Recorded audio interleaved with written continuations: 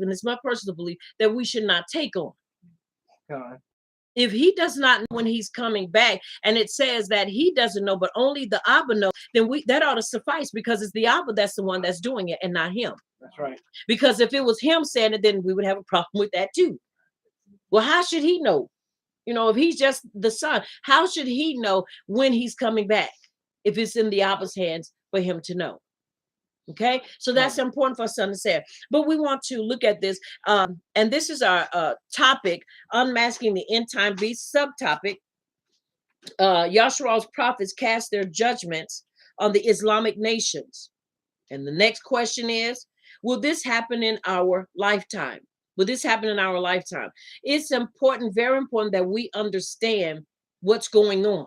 Once again, wars and rumors of wars. This is a war. It's no longer a rumor. But you must understand why this war is taking place. I'm going to take a little sidebar real quick. The reason this war is taking place, do you know who the Ukrainians are? The Ukrainians are nothing more than Russians. And at a certain point, I'm just going to basically paraphrase it. They broke away from Russia. They broke away from Russia, but they are still Russians. And Putin, ain't that his name, Putin? It's just so crazy. Putin had been telling them and warning them to remain in the position they were in. Now you have to understand, what do I mean by that? All of us know that NATO is a group of states and countries, right? Countries, a group of countries that they fight, and excuse me, and that's what they do.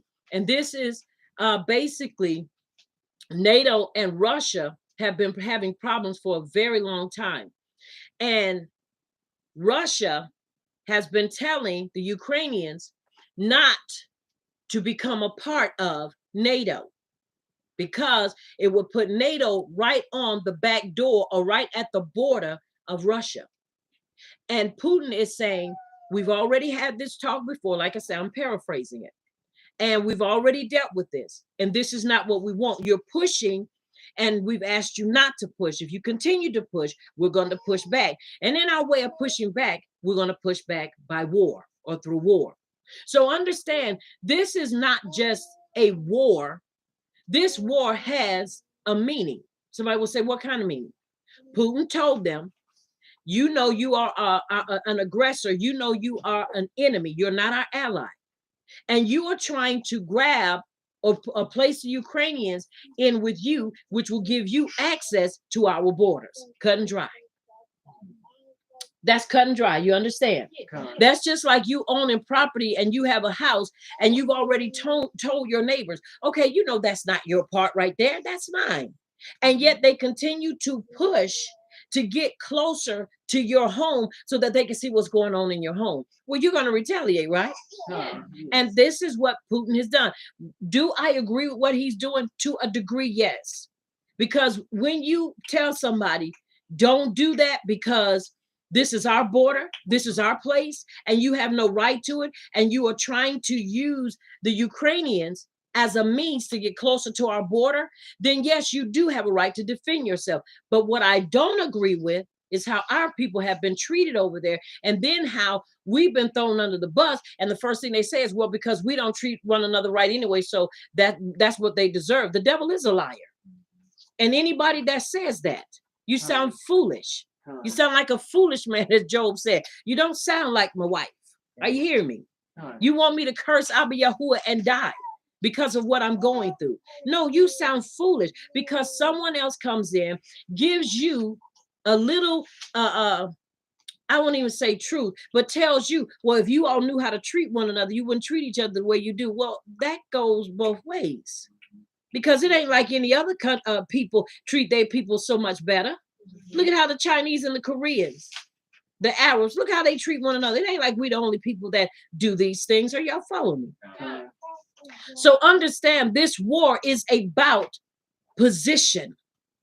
And it is about not allowing your enemies to get a better hold or better position on the line close to your borders. Does that make sense? And once again, that's it in a nutshell. That's it in a nutshell, y'all. There's nothing more to it than that. Now, anything else they tried to bring out of that, I have no clue. But I do know this much from credible sources and reliable witnesses. This war is about NATO trying to get close up to Russia using the Ukrainians. And because the Ukrainians, once again, are a part or were a part of Russia, they're just Russians. This is what makes it worse. Okay. Are y'all following me? That's what makes it worse. So it is important that we understand the reason of the war and how this war, once again, is about them. It has nothing to do with us. Nothing to do with us. And the moment we understand that, but watch this, we will be affected by it. There is no such thing as a war going on and we've not been affected. We will be affected by it. But how much will it affect us determines or depends upon our position and what we do to prepare ourselves. Once again, in a nutshell, this war is about NATO using the Ukrainians to get closer to Russia's borders. That's all this war is about, in a nutshell. And once again, once we recognize that, then we can go back to really looking for that what is valid and that what is purposeful for biblical prophecy. Are y'all following me? All right. Now, we're going to read, I want to read this to you. Once again, will this happen in our lifetime? What will happen in our lifetime? The coming forth of the showing of the anti-Mashiach. Now, watch this. In certain scriptures and events, it indicates to us where we are in history and Yahuwah's timing. According to Nebuchadnezzar's dream of the great statue, we are at the feet or the last stage, what we call the end times. The Arabs or the Islamic armies that are going to come up against Yasheral have to come during their peak strength and plenty of oil supplies in the Middle East. The Arabs have the oil and are now fast building and acquiring powerful weapons. It is estimated that the Arabs have a supply of oil that will last about 65 years. Now, mind you, this book was written about maybe 10 or 11 years ago. Okay. So it's important we understand that. Now, going by this figure, one could argue that the peak strength of the Arabs could climax in the next 15 to 20 years. And then they will be in a prime position to attack Yasheral, literally fulfill, or Yasheral to literally fulfill Tehillim 83 and 4. Come, let us cut them off. So let's look at Tehillim 83 and 4.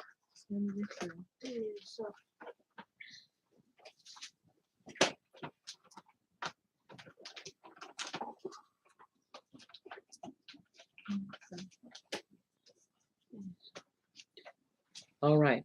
Everybody else got it? All right.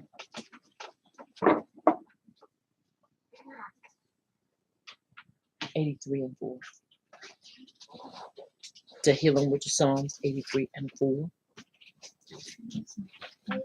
Mm-hmm. Wait, good about chance to get there. All right. Everybody there? A few more minutes. Okay.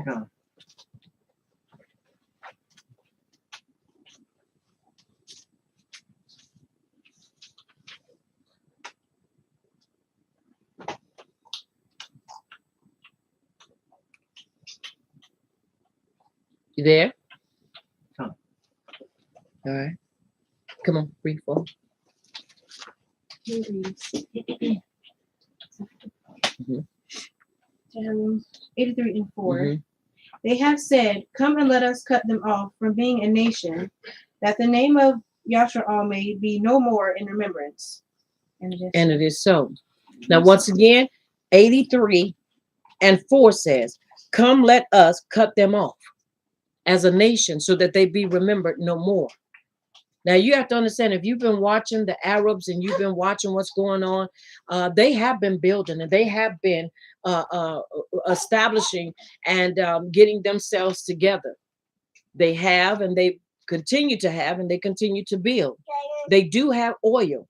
So, y'all, it's important that we understand. And if we go back and we really count this time, and I did it from that time, and I think I put it at 2026. It's like 2026 or 2027, which I would not count it. I would not be trying to count it like that. But according to that, if we had to say within 15 to 20 years, that would put us at 2026. It's already 2022. So that's about 4 years from now, right? Basically saying that they will be at the peak of their finances, or the peak of the oil and money, which once again, these are just numbers. I would not stake my life on and say, well, I got 2 years and I can kind of mess around and then prepare. No, you need to be already prepared. You need to be already fully vested in the game before the game even starts. That's important. Okay. All right. Now, one thing that most people fail to realize is that not all Arab nations need nuclear weapons to strike Yasheral. The Bible indicates that they will attack as a multitude, and that is a huge army in numbers. Let's look at Revelations chapter 9, verse 16.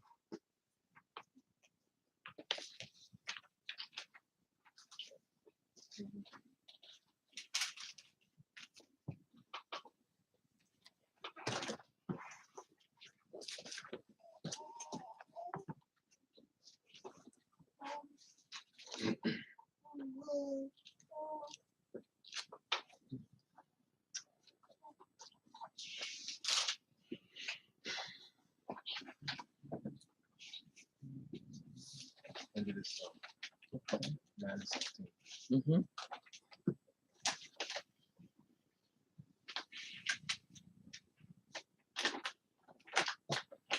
And the multitude of the army of the horsemen were 200 million.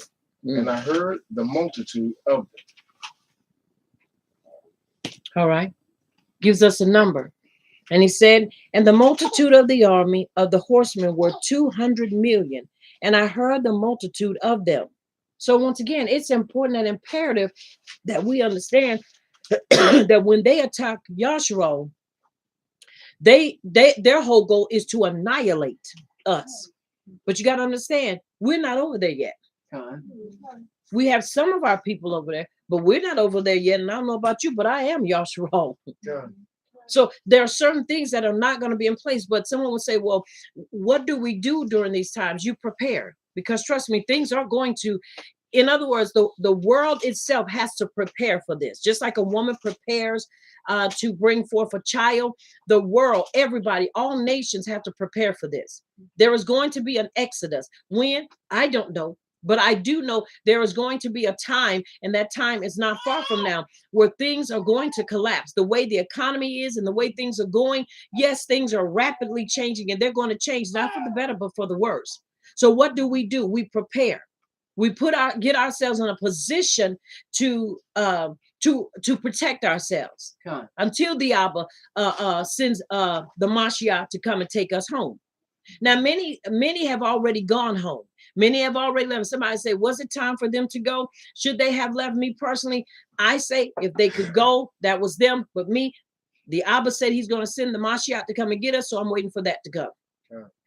Because that's paid. We ain't got to do nothing. You ain't got to fight nobody. You ain't got to be wrestling and tussling with nobody. You're there because guess what? He's our escort and he is to get us there.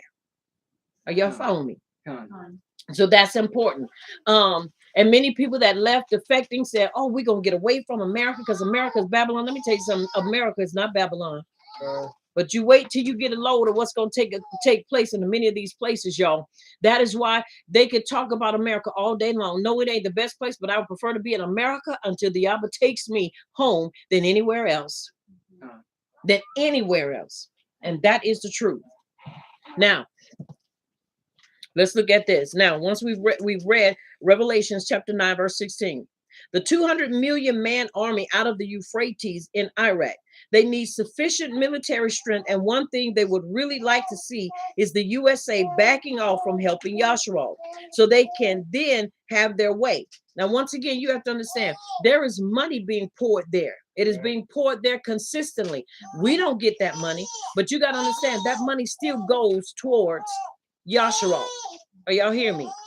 So it's important that we understand these things. They're constantly giving. I think Obama gave billions. I think Trump gave billions. Clinton gave billions. They've been giving billions and billions of money over there. You have to understand, they're not just taking that, pocket that money. What are they doing? They're building and they're maintaining that. They can do all that. That's fine. Because they're maintaining it for us, not for themselves. Okay. Now let's look at this. In Osama bin Laden warned the USA in his speech before the 2004 USA election. Now, mind you, once again, you go back, that's what? How many years? It's 2022. So that's 2004. What? That's 18? Yeah, 18? 18. That's about 18 years. Now, 18 years ago, Osama bin Laden warned the USA in his speech before the 2004 USA election to back off Yasheral so the Muslims can have their way and eradicate them. In a scenario, Pakistan is already nuclear capable and has supplied Saudi Arabia with nuclear warheads pointing towards Yasheral. Now, someone would say, but all we see are the Ashkenazis. But you have to understand, we do have people over there. We have people over there. They can't do anything until the time is right. Do y'all follow me? Until we are there, they cannot do anything. They can't do anything because until the real people get there, it doesn't matter. It does not matter. And I'm going to show you that too. All right. Now, excuse me. Pakistan will play a crucial role in the end time scenario as it also hates Yasheral and helps the Arab brethren. Pakistan's leadership is untrustworthy. In fact, General Pervez Musharraf, contrary to popular opinion, is a very smart guy working to establish a caliph in league with many extremist Islamic organizations. He knows that open aggression is best avoided until the key people are established in different parts of the world. Now, you got to understand something. There are people there. It's like, I don't want to say a chess game, but it is almost to that, to where you have people that are in position and they're putting people in position in order for these things to be fulfilled and to be played out. Are y'all following me? That's important for us, truly important for us to understand. Very, very important for us to understand. I want to find something too. I'm going to read it. Excuse me.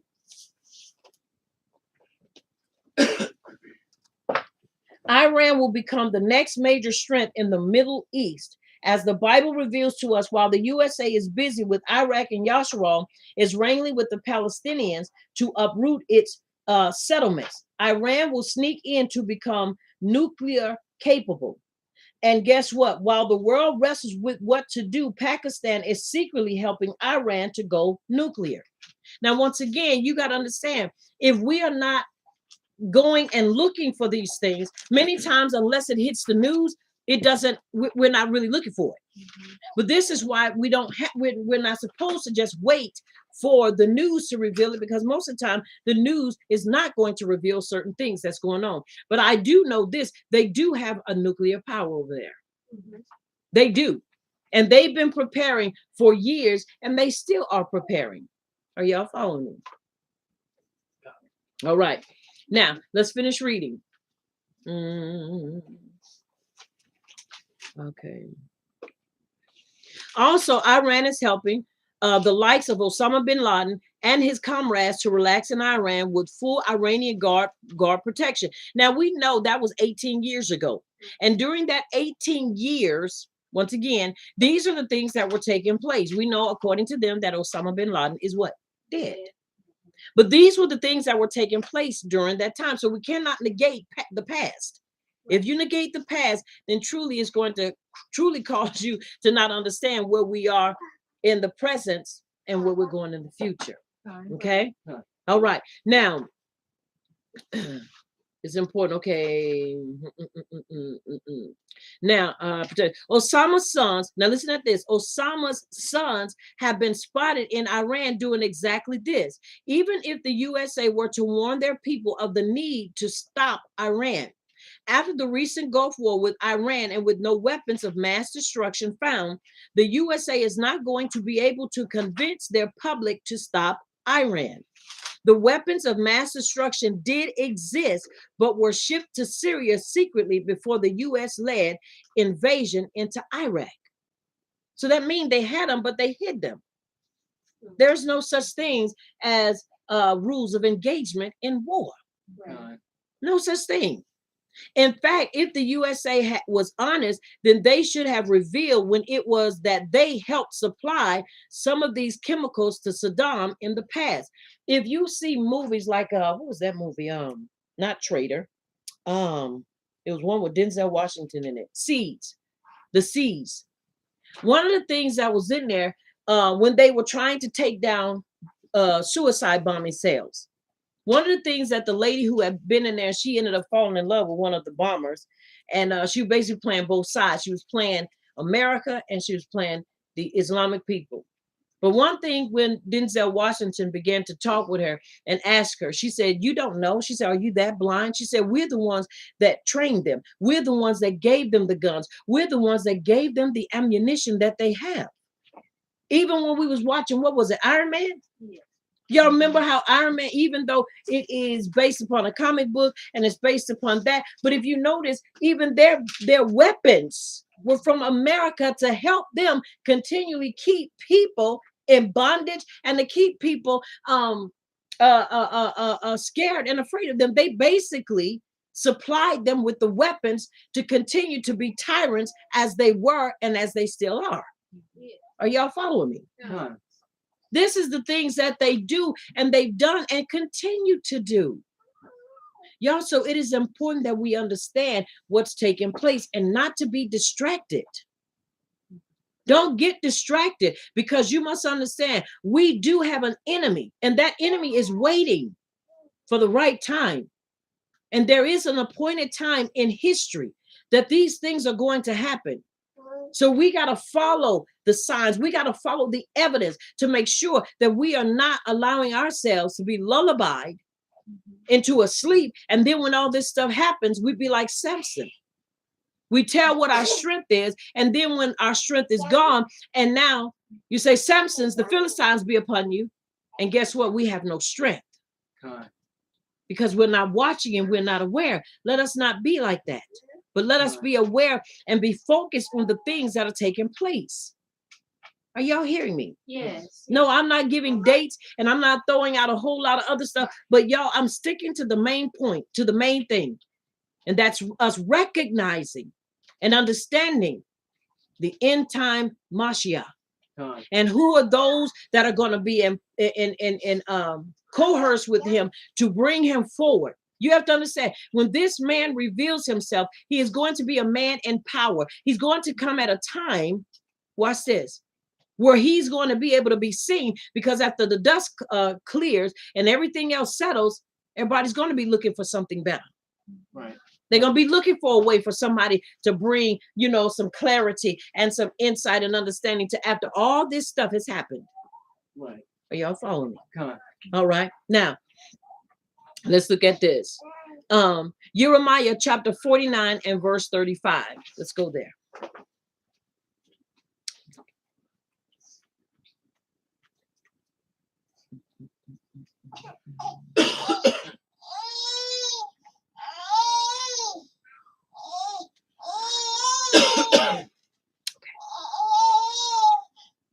We haven't seen it this so long.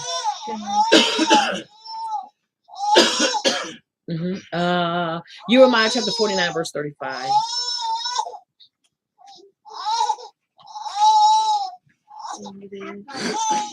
And it is so. All right. Chapter 49, 35. I'm getting it. I got it in 3 places, but I'm going to get it here too. All right. 49 and 35. All right. Somebody read that for me.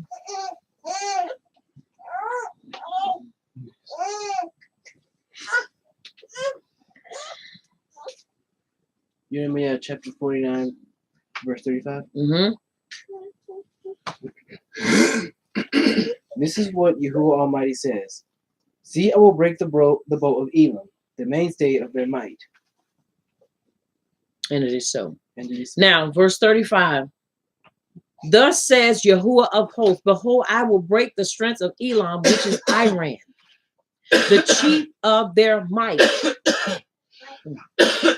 Destruction of Iran with the allies.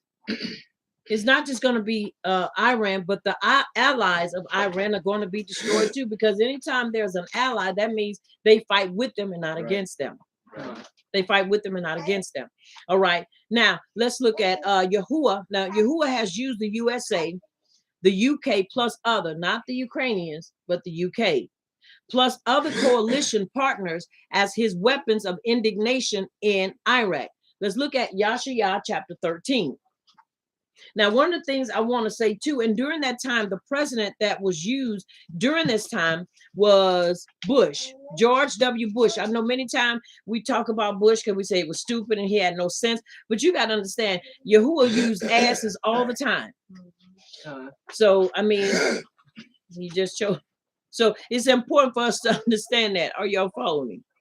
But it's important too also for us to understand that there were things that had to be put in place. Even now, people, things had to be in place in order for certain things to come about. Now we're looking at Yasheral chapter 13, and we're going to read that whole chapter. But while you're turning there, I want to read something from chapter 12, because I want you to understand this talks about this. And so what I truly appreciate is that this makes it no mystery.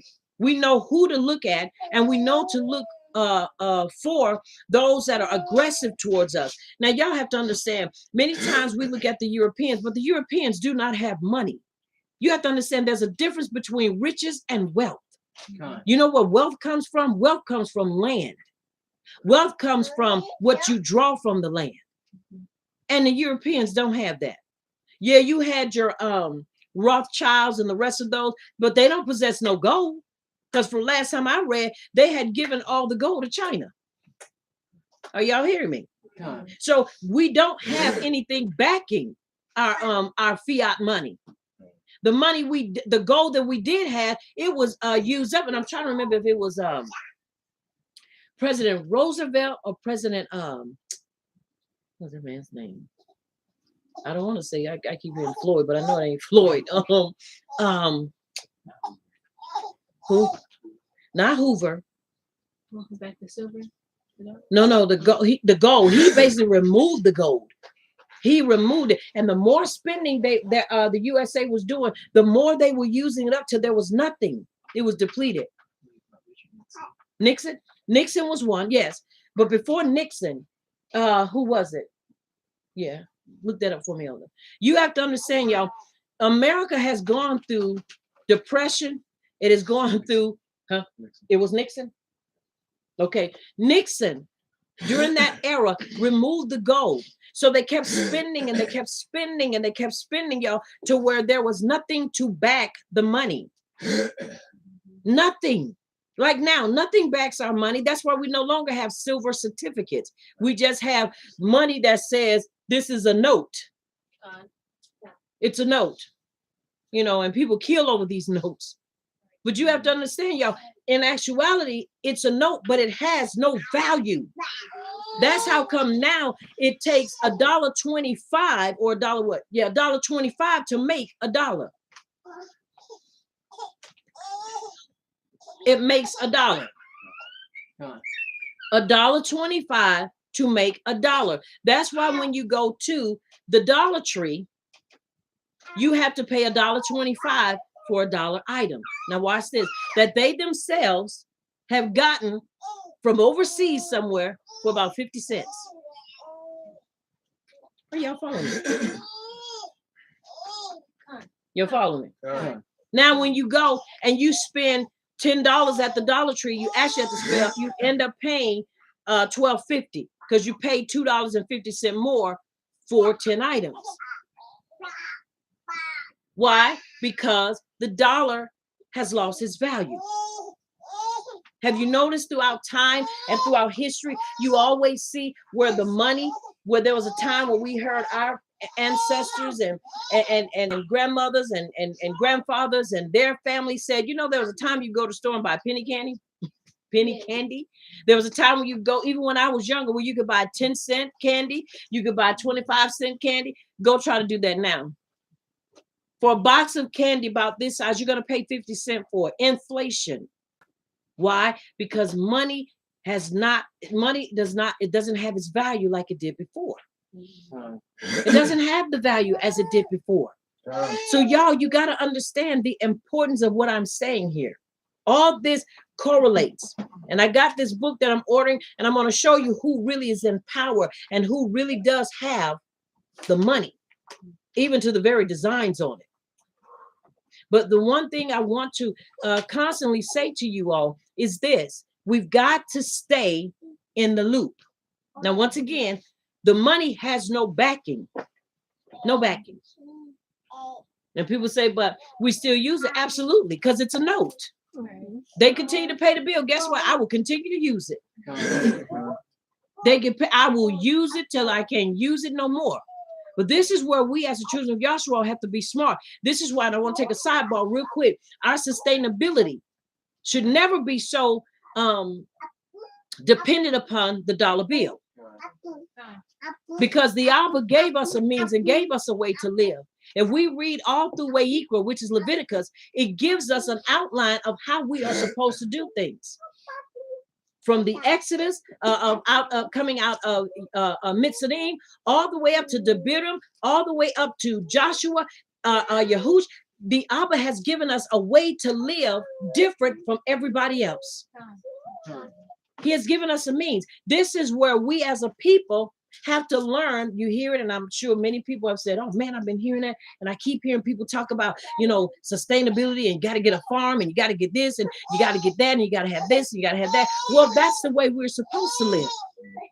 We're supposed to be sustained by our own hands. We're supposed to allow the land to not to buy, the land to bring forth its fruit, yield its fruit to us, and to yield unto us so that we can eat by it. And not have to depend upon money. Somebody said, well, how do you get it? Through bartering. Through bartering. The Amish do it all day long. The Amish do it. They live in homes without electricity. They don't buy the latest stuff. They don't have TVs. I think recently I heard they said they were getting phones or what have you, but not all of them. So y'all, you got to understand something. It can be done, and they're living the life we're supposed to live. Mm-hmm. To be able to live off of our land, eat from the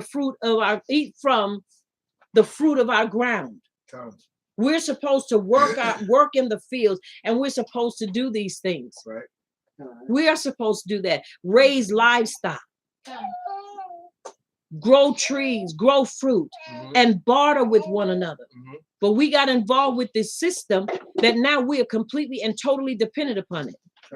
That the average, and hear what I'm saying, and I'm not saying this to be funny or to be negative, but the average person would not last on a plot of land with some seeds and water because they are too accustomed to having the things that they think make them social or make them civilized.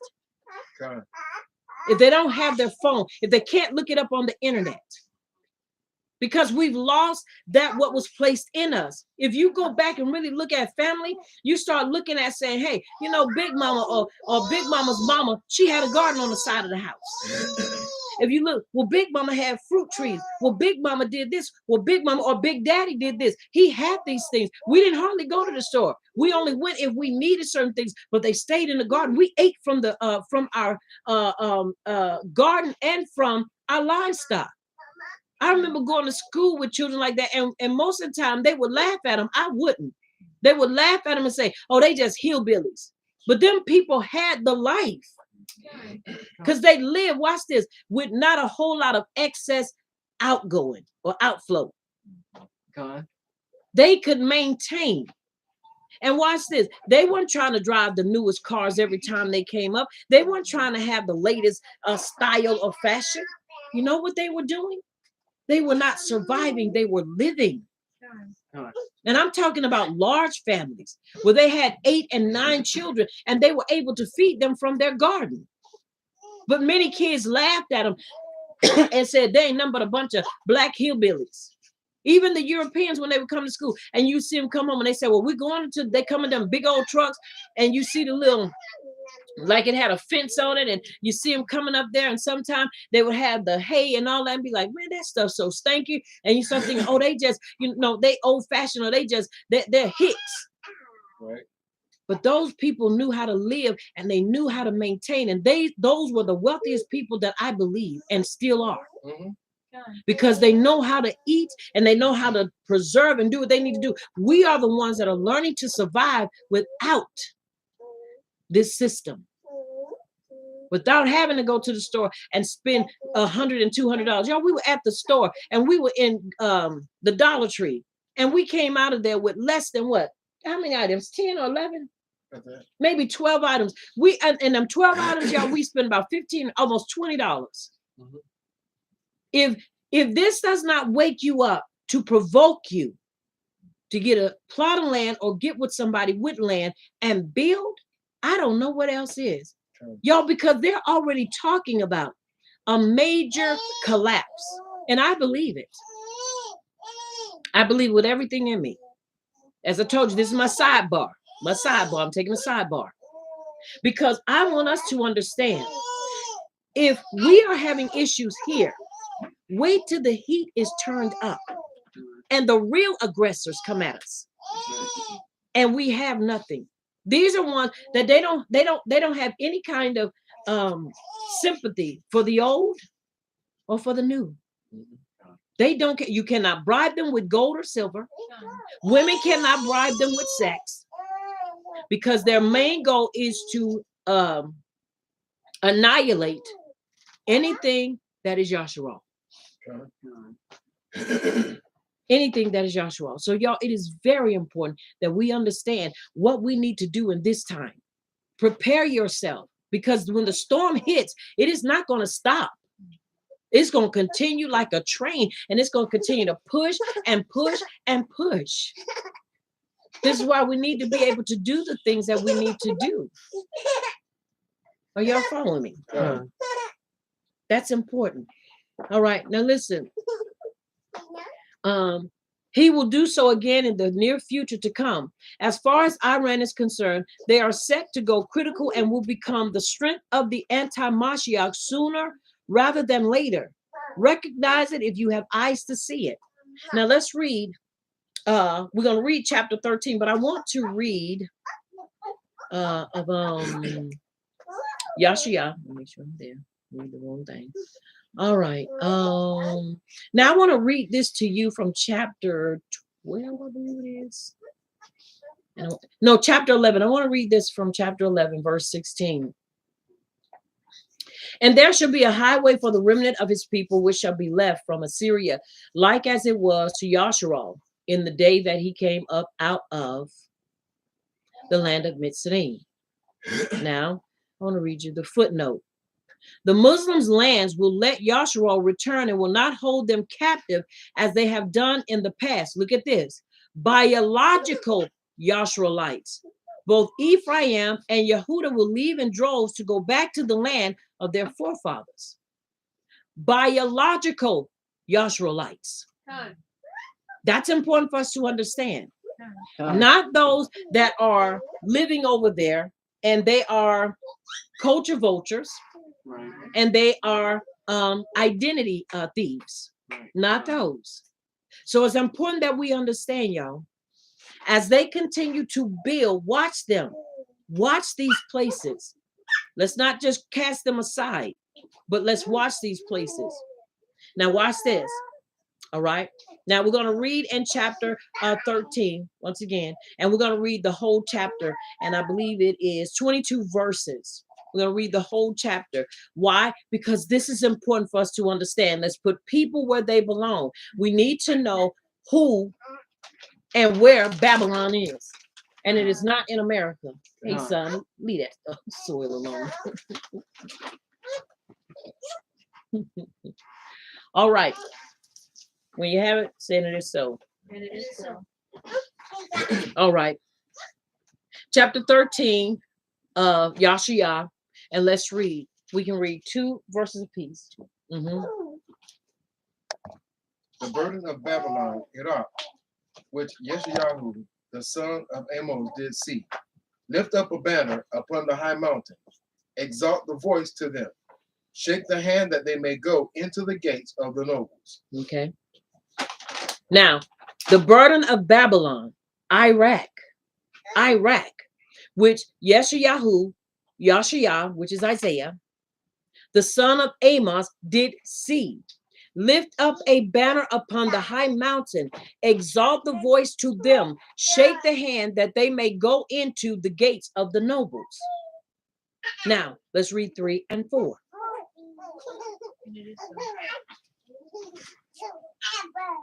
Verses 3 and 4. I have commanded my set apart ones. I have also called my mighty men for my displeasure, my proudly exulting ones. The noise of an uproar in the mountains, like that of many people. A noise of uproar of the reigns of Gentiles gathered together. Yahuwah of hosts is gathering an army for battle. And it is so. And it is so. All right, now let's look at this again. I have commanded my set apart ones. I have also called my mighty ones for my anger, even them that rejoice in my highness. Now let's look at that. Let's look at that result. People from the west are called in to fight the Gulf War. 2 Gulf Wars were already been fought or have already been fought, but even a bigger one is yet coming, in which we will see much more destruction of Iraq. Okay. All right. The noise of a multitude in the mountains, like as of a great people, a tumultuous noise of the kingdoms of nations gathered together. Now it said Gentiles, but it says nations gathered together. Yahuwah of hosts mustered the armies for the battle. Now let's look at that. Now a confederacy from the West, the USA or the US, are coming together, and it says the UK are coming together and has been there in the past. So it's important that we understand allies. Who are our allies? Who's going to come to our aid? This is why I say, no, I will not, say America is the best place, but I would prefer to be here in America than anywhere else until everything is settled. Because you have to understand, Islam is all over. And yes, they are here in America, but I'd prefer to be somewhere where we can fight and we have other people here that are our allies to fight with us. And that will say, hey, we're going to fight because we know who you are and we're going to do what we need to do to support you and help you. I'm going to share something with you all. Some years ago, I'm going to say about maybe 4 years or 5 years, we were up in Hartsville. I believe that was Hartsville, the Hartsville Walmart or Dollar Tree. The Hartsville Dollar Tree, right? And we had our seats on. And my daughter, my baby girl, was going to go pay for her stuff. And y'all, there was a European lady there. And she kept following her around the store. And did she tell you, I know who you are? She said sometimes the Lord just put people in faces. Yeah, she said, this is how she said it. She said, the Lord will just put people, in her face or in her heart to pay for their groceries. Well, I understand. She can say that all day long. But I understand she was told to pay for those groceries because she recognized who my daughter was. So y'all follow me? This is why we cannot afford to throw everybody away. Now, I ain't saying go and be best friends with nobody. I'm not saying go build alliances with them. I am saying let Yahuwah be Yahuwah and do what he's going to do. And you do what you're supposed to do concerning your sustainability and taking care of yourself and yours. Are y'all following me? Easy peasy. That's what's important because y'all, we are in war, but this is not the war. This is not the war. All right. All right. Let's read. And it reads, verse 4 and 5. Hark, a tumult on the mountains. No, it's 5 and 6. 5. They come from a distant land, from the end of the sky. Yahuwah with the weapons of his wrath, to ravage all the Eretz. How? For the day of Yahuwah is near. It shall come like havoc from Shaddai. And it is so. They come from a far country, from the end of Shemayim, even Yahuwah, and the weapons of his indignation to destroy the whole land. Now, what whole land?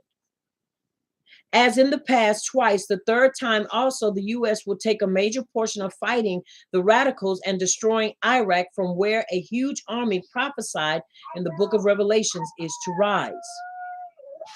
Are y'all following me? Are y'all seeing? This hasn't happened yet, but it's going to. It hasn't happened, but it is going to. Now it's important that we understand once again what is being what is taking place here. Now, verse 6. Let me from a far country. I'm sorry. One is the USA. One is USA. Y'all, this is where we are in the USA. You got a lot of Hebrews in the USA. A lot of us are here in pockets. Now, how will you? For the day or the Yom of Yahuwah is at hand. It shall come as a destruction from the Almighty. So we're already given an outline and a pattern as to what it's going to look like. This is why we can't, once again, I am not saying ignore the war that is going on over there. But what I am saying is you better be preparing while you're watching that. Also be preparing for the war that is at hand with our people. Now, I'm going to say this. Excuse me. Our people were over there. And our people should not have been over there. But this is just a case in point to show you that no matter where we are, we always find trouble, or trouble always finds us. Now, they did not want the people, our people, to leave. So what were the civilians doing when our people were trying to leave, just like with everybody else? They were making them wait and would not let them get on the trains, on the buses. Many of them had to walk 15 miles to get to their destination because the Ukrainians, the Russians, did not want them to get on the buses and the trains. You know why? Because they said, first of all, it is for us to leave, not for you. You are to stay here. Are y'all following me? That's important for us to understand, y'all. Really important for us to understand and recognize. This is why the Abba tells us, come out from among them. But he's talking about the Muslims. But in the same breath, we can say that with those people that do not want us in their countries. You know, people make excuses. Well, we need to learn and we need to do this because this. Then what you need to do is you need to learn how to pray them leaders out that are no good and ask the Abba for new ones. Oh, but you can't because you're falling in idolatry. So when trouble comes, the first thing we want is sympathy. Right. We want that sympathy. We want that sympathy card because we're saying, oh no, because our people, I understand and no, I don't like the way our people are being treated. But at the same time, you got to ask the question. Now, with that being said, once you leave, are you going to go back? Or are you going to question, why are we being treated so bad? Why are we being treated so bad? And why should we be treated so bad? Are you hearing me? Ask those kind of questions. Are y'all following me? All right. Let's finish reading. Everything okay? Okay. 7 and 8. Mm-hmm.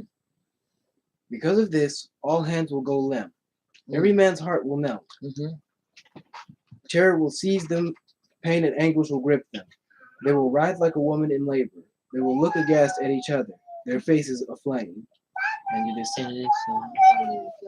Therefore shall all hands be weary, and every man's heart shall melt, and they shall be afraid. Pains and sorrow shall take hold of them. They shall be in pain as a woman that travails. They shall be amazed one at another. Their faces shall be as flames. All right, let's read. Stop it. 9 and 10. Isaiah chapter 13, verse 9 and 10. Look, the day of Yahuwah is coming, cruel with rage and burning anger, to make the earth a desolation and to destroy the sinners on it. Indeed, the stars of the sky and its constellations will not give their light. The sun will be dark when it rises, and the moon will not shine. And it is so. And it is so. Now, let's look at this. Let's look at this. Behold, the day of Yahuwah comes, cruel both with wrath and fierce anger, to lay the land desolate. The land. Now, here it said world, but it said land, specifically talking about a specific people that the Abba is going to unleash his wrath upon. To lay the land desolate, and he shall destroy the sinners thereof out of it. What is that? Many radical Islamists will be killed who are seen living in sin and are not saved. Now, someone will say, well, how can they be saved? How can they be born again? How can they come into the truth? You got to understand, Abba Yahuwah is calling unto us as a people first, and then those that will hear. You got to remember, the Ishmael descendants are still Abraham's children. Are you hearing me? Does that mean we're supposed to go and try to save them? Absolutely not. Does that mean that we're supposed to go and try to make alliances with them? Absolutely not. Because you got to understand, they don't recognize us as being the chosen. You know what they look at us as? Infidels and people that need to be destroyed. And they are not going to be saved. But it says this is the ones that are going to be killed. Why? Because they are seen living in sin and are not saved. Why? Because they really can't be. Somebody will say, well, can anybody come and trust and believe in Abba Yahuwah? Absolutely. You can, but it is for us first. Okay? All right. Now, let's read.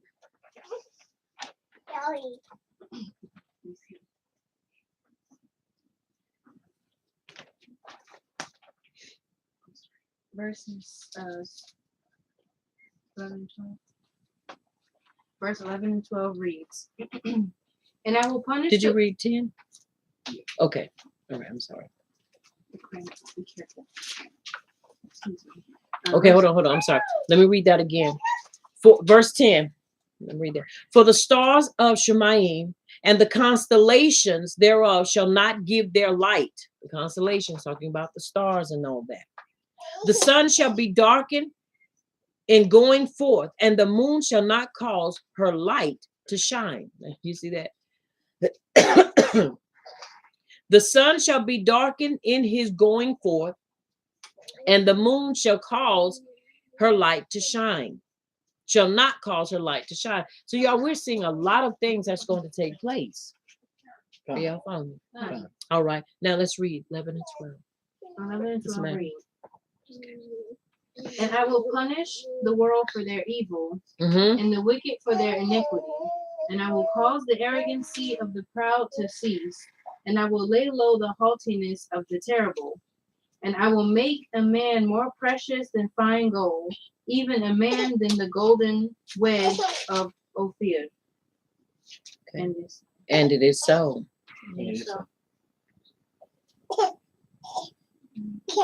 And I will punish the world for their evil and the wicked for their iniquity, and will cause the arrogance of the proud to cease, and will lay low the pride of the terrible. It's again talking about the Islamic nation. I will make a man more precious than fine gold, even a man than the gold wedge of Ophir. All right, let's read 13 and 14.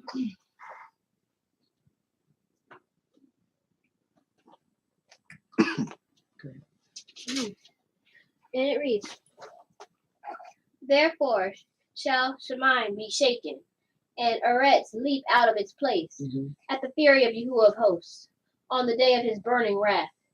Then like gazelles that are chased, and like sheep that no man gathers, each man shall turn back to his people. They shall flee every one to his land. And it is so. And it is so. All right, listen at this.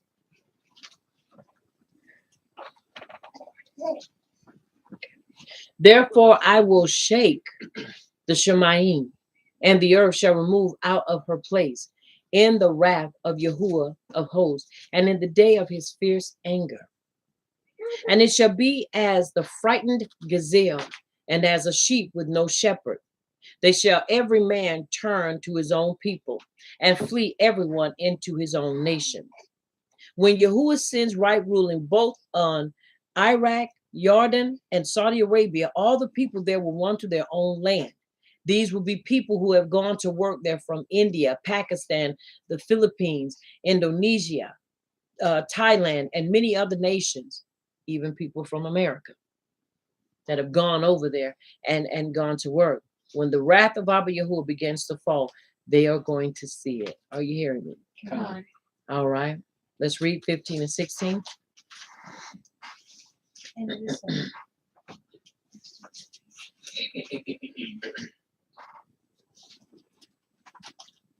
Verses 15 and 16. Whoever is found is thrust through, and everyone taken falls by the sword. And their children are dashed to pieces before their eyes, their houses plundered, and their wives ravished. And it is so. And it is so. Everyone that is found shall be thrust through, and everyone that is joined to them shall fall by the sword. Their children also shall be dashed to pieces before their eyes.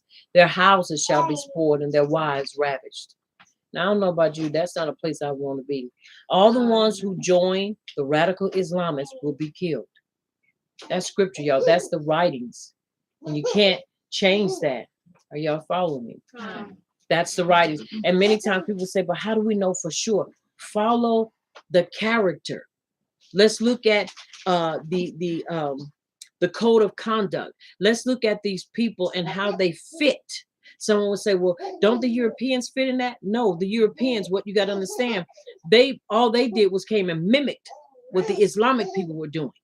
That's all they did, because we have been knowing the Islamic people or the Arabs for the longest because they're family.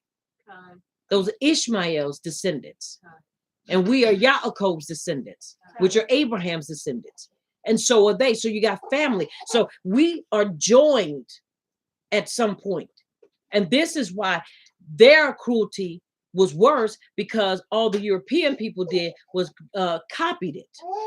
But they were the first ones to do it. Are you following me? They're the first ones to do it. And so it's important that we understand, you join yourself to them, you're going to pay the price for it. You're going to pay the price. All right, it's going to go back to his own nation. All right. And every man found joined to them. Once again, all the ones who joined the radical Islamists will be killed, because you're going to fall into judgment. All right, let's read 17 and 18.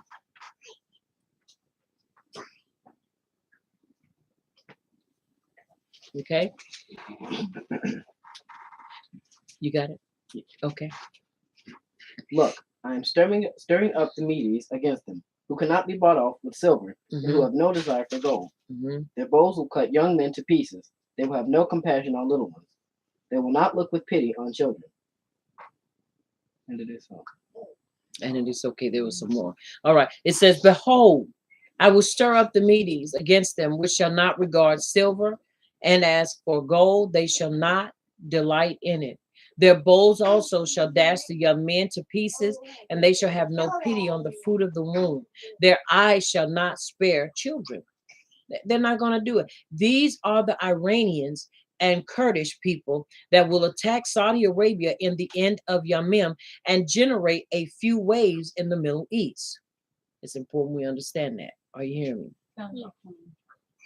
It's important that we recognize these things, because these are the things that are going to happen. They're going to happen, y'all.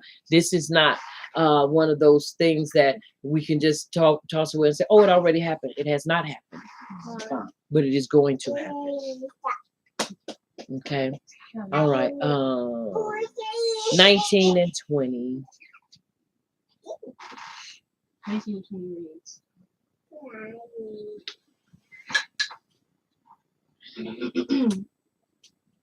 And Babylon,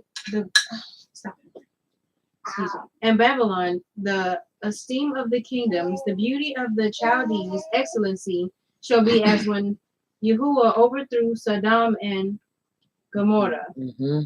It shall never be inhabited, neither shall it be dwelt in from generation to generation. Neither shall the Arabian pitch tent there, neither shall the shepherds make their fold there. And it is so. And it is so. It's not going to be able to be inhabited. Let's see. Both the destruction of Iraq and Saudi Arabia is total, never to be inhabited, coming in the near future. Y'all, this is coming in the future. It is not going to be able to be inhabited, because the Abba is going to make it a waste place. People are still living over there now. People are going about their way, about their lives, but this is going to become a waste place. It's going to be destroyed. All right, let's read. What was it? 21 and 22 is our last verses. And then so, Oh, sorry. yeah, go ahead. We ain't read one yet.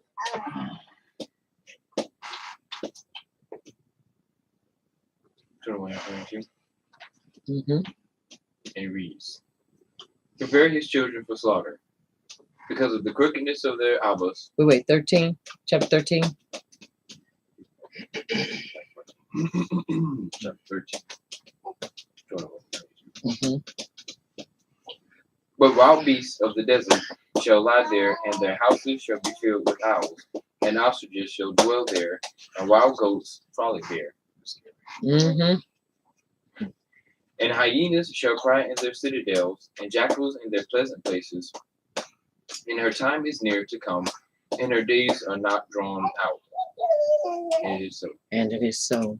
So, But wild beasts of the desert. What are the wild beasts of the desert? Clear Peshat reading. Desert means the arid area of Saudi Arabia. This is nothing to do with the Vatican, and all the conspiracy theorists are simply in error. Nothing to do with the Vatican. So once again, y'all, we got to look at what is being said and how the geography of it lines up and what's in those places. Now listen what it says. But the wild beasts of the desert shall lie there, and their houses shall be full of hyenas, and ostriches shall dwell there, and wild goats shall skip there. It's just gonna be a farm. Just a messed up place. Verse 22. And the hyenas of the land or the islands shall cry in their desolate houses, and jackals in their pleasant places. And her time is near to come, and her days shall not be prolonged. In other words, Saudi Arabia and portions of Iraq are marked for utter destruction. This will occur because of nuclear fallout. Now, we've been talking about that, and they've been talking about nuclear war and mass destruction, y'all. All this war truly also is doing, it's just making ready for the war that's going to happen. But this is not that war. I don't believe, and this is just my opinion, that it will be a nuclear war, and at this time, not yet. But it is war because they are fighting and they are destroying stuff over there. But once again, this battle is about territory and is about boundaries. And you hear people telling, saying, well, Putin, saying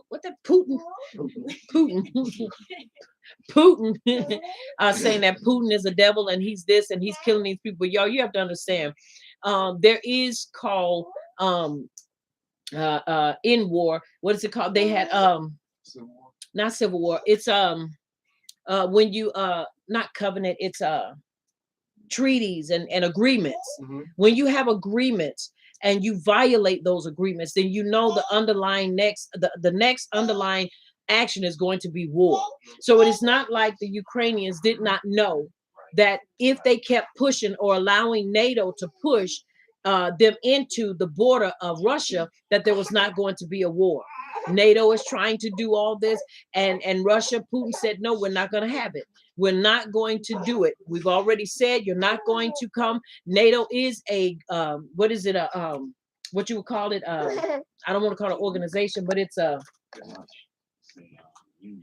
union of countries, and this is what they do. They fight the people that join with them, fight them with them and against their adversaries. And Russia is saying, you are our adversary and you want to be right on our back door, and we're not going to have that. And so this is why they're fighting. And then you got to understand that the Ukrainians are Russians. If you look at their history, they are Russians. And so this is what that war is all about. But the war we are looking at and we want to continue to keep our eye on is the war against Islam against Yasheral. So y'all, it is important that we keep our heads on a swivel, we keep our eyes open, and we keep our hearts and minds on the truth, and don't just settle for what somebody says to us. I don't care if a person comes spewing out dates and all this stuff. If it does not correlate and it does not back, or the writings does not support it, it does not matter how many history notes they bring out. It doesn't matter how many names they call. It doesn't matter how far back they can go in history concerning these things. If the writings does not back it up and it does not fit the code of conduct, it is not that. And I come to believe with all my heart that it is not the Vatican and it is not Rome. Rome is not a powerful people. They may have their own money, but they do not rule the world with the oil. Right. If the Muslims decided to cut all the oil off. After everybody ran out of theirs, guess what happens? You ain't got nothing. Because they control the black gold, they control the oil. It is important that we understand that. And I know that many times people want more stuff to flesh out what is being said. They want historical points, they want this, they want that, and that's all great in its perspective and in its timing. But y'all, there are some things that we need right then and there, face value, just a one-liner. Right. That's all we need to keep us from straying from the truth. And y'all, this is what we need to really be looking at. And those are the people that I truly believe with all my heart are going to be the ones that house and that bring forth the anti-Mashiach. It is no longer a mystery. We have information. Now, it is up to us to choose whether or not to accept the information that has been given. And once again, I tell you 3 points you need: evidence, proof, and credible witnesses. And so far, we have all of them to back this up. So it is important, once again, that we understand these things. And we just looked at the prophet Jeremiah, and we looked at Tehillim to see these things. And we also looked at Revelations 9 and 16 and Jeremiah 49 and 35 and Yasheral chapter 13. And so these are things that I believe that are very important and pertinent to us recognizing who truly the more aggressor is towards Yasheral, and that is the Islamic nation. That is the Islamic nation. We will be coming. I will be bringing more out, as I told you before, from the writings or from this book, The Legacy of Arab Islam in Africa. You have to understand, y'all, the things that were talked about in this book is nothing to take lightly, but truly it is something for us to be prepared. I believe I read something out of my small tablet that talked about the beheading. I told you there's a book called Peace or Islam, Peace or Beast. And let me tell y'all something. There's nothing peaceful about Islam. I've had a few of them come to try to friend me. I've not accepted their friendship. One, because I don't want them following me. Two, I don't want them following me. But I did do this on some of them that wanted to follow me. I went on some of their pages just to see what they're doing. Yo, the same thing that I'm telling you from the Hebraic perspective, they are talking about it from the Islamic perspective. I was reading not an article, but I was reading a post that one of them put up, and y'all, I read it to Elder, and I said, you have to understand, these people mean business. And this brother was talking about, now is the time to strike them, now is the time to hit them in the, hit them where it hurts. And he kept saying it, but he was saying it as though it was a song or it was poetry.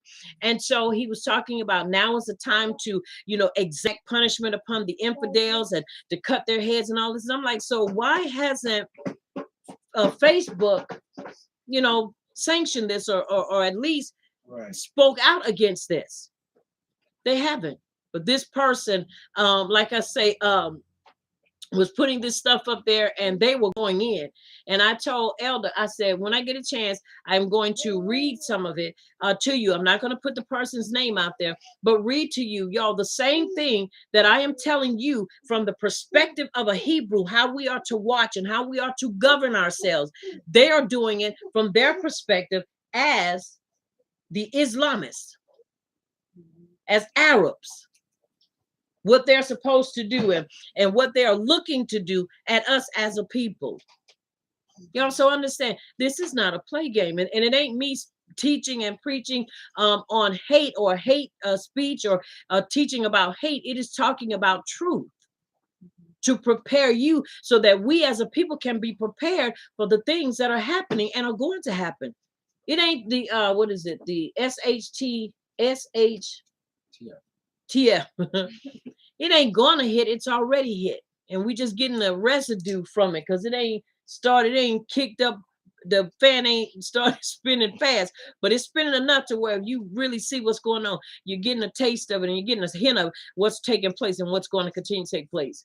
There was a when the what's it called, swan song, is the Muslims through Farrakhan has what is called the swan song, meaning that there is, according to the definition of swan song, this is when a person is getting ready to change. Somebody else is getting ready to take the position. He's older now, and I believe that they're setting someone up to take his position as being the leader of the Islamic nation here. That's why it was called swan song. That's what swan song means.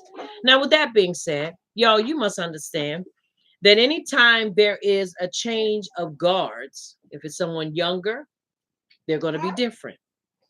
They're going to be totally different, because you have to understand their heart is to be complete and to follow in the traditions and in their customs.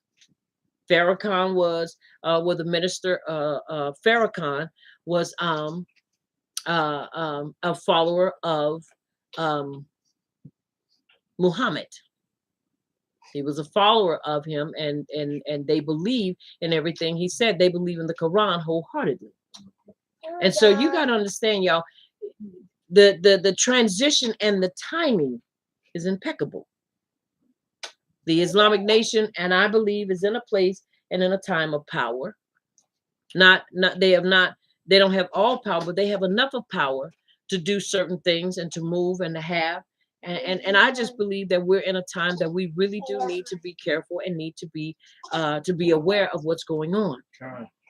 But I didn't listen to the whole what is it called? Honors Day, I think it was, or Sovereign's Day, where they did it. But I listened to enough where he was talking about different things, and he was saying that America and so forth is going to pay for what it has done. America is going to pay basically because of all that's taking place and the infidels and all that kind of stuff. So y'all, you got to understand the things that are taking place, and we can't throw caution to the wind. I'm back again. Sorry, it ended on its own. We did not end it, but sorry for that.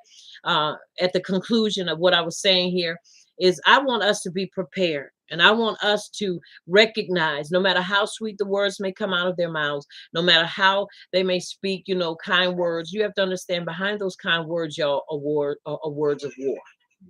And they recognize, and they're not stupid. They know we are the chosen people. And that is the whole thing with us and them, is that they cannot accept and will not acknowledge that we are the chosen people.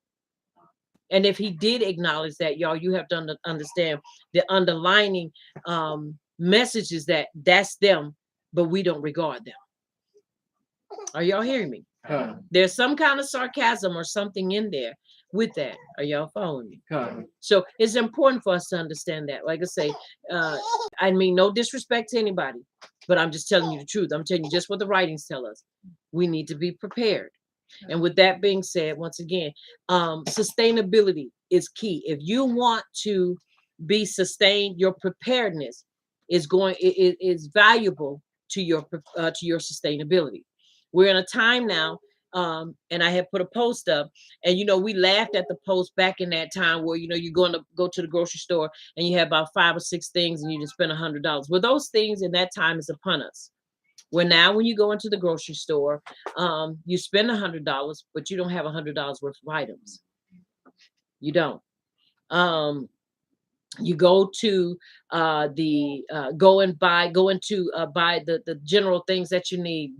Oil, gas, even gas prices have rocketed to just really foolish amounts. But it's going to get worse. They're predicting that it's a possibility that it might get to $6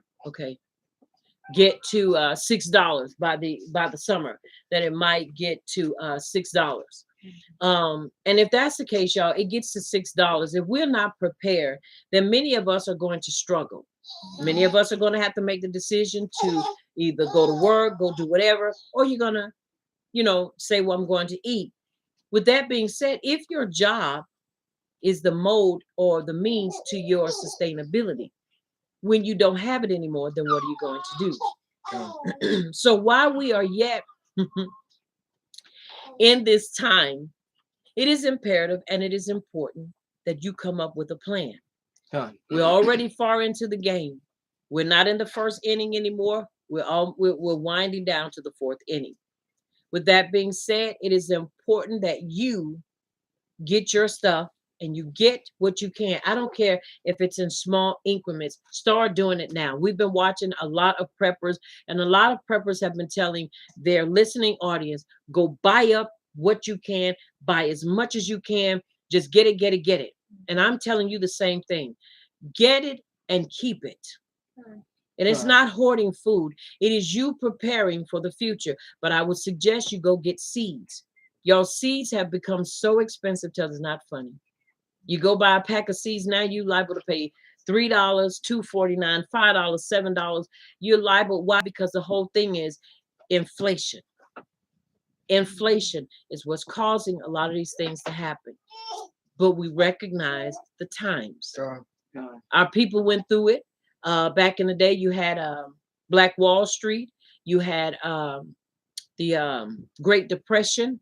And during the Great Depression, if you look in a lot of the articles and you see, you don't really see our people there. Why? Because we were on our farmlands. We were farming, we were building, we were eating our greens and our, our chickens, and we had biscuits and so forth. We were eating because we were farming our land. We had flour, we had those things, and we had things to barter with. And so I'm gonna say like this: it's possible. It is important that we go back to that mindset. That if I'm going to eat and I'm going to live, then I have to produce it by my or with my hands. That's important. Very important. So just a word of encouragement. If you don't have land and at this point in your life you can't afford it, I would advise you to connect with a Hebrew group, if you are Hebrew, which I pray you are, to connect, grow, build, support, invest. Because your investment with them, and I'm talking about a credible one, a real one, is going to pay off and yield a great reward. Number one, you'll have security. Number two, you'll have a place to grow. You'll have a place to eat. You'll have a place that's secure. If you can do it on your own, I would say do it now. One of the things I would say not to do not buy a house and do not buy a car. Do not finance anything. With the economy being so wishy-washy, I would say if you buy it, pay cash for it, and make sure it is from somebody you know that's credible. But these are the things that are important for us, y'all. Stock up on your food, stock up on your staples, stock up on your general items, and let's be prepared. So when these things do come upon us, we are prepared, and we're not trying to get prepared. Don't be like the 5 foolish virgins who knew they needed to have their oil and knew they needed to have them trimmed because they were going to need it. And then when they went to the other 5 and they said, no, but we only have enough for ourselves. Don't expect somebody to give you of what they worked so hard to have when you could have done the same thing when you're being warned. So let's not be warned and not listen. But let's take that warning to heart and let's move from there and let's build and let's support one another. Let's barter. Somebody said, but I don't have the money. Then talk to them about sweat equity. Sweat equity is when you work it off. You work it off. You see if you can work it off. You can get with them to work and do these things. Because you want to be able to make it by any means necessary within reason. Within reason. Do y'all hear me? Within reason.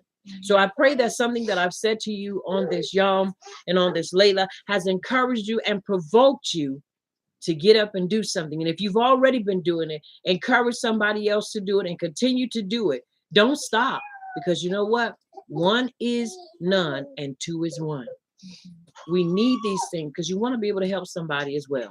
Once again, I pray that your Shabbat continues to be great, and I pray that the Yahweh continues to reveal to you his greatness and his beauty through the Torah and through your time of rest. I am Aliyah Yasheral, and I am the Mora of Messengers of Yahuwah's Kingdom Hebraic Belief Congregation located in South Carolina. I want you to remember here at Messengers of Yahuwah's Kingdom Hebraic Belief Congregation, this is the place where the Torah does the body excellent. Until next time, may Abba Yahuwah Baruch Atah and keep you in his shalom until we meet again. Also, I want you to remember the push is on, work smarter, not harder. Also, you've been touched by Champion TV, a place where the champions reside. And it is so. And it is so.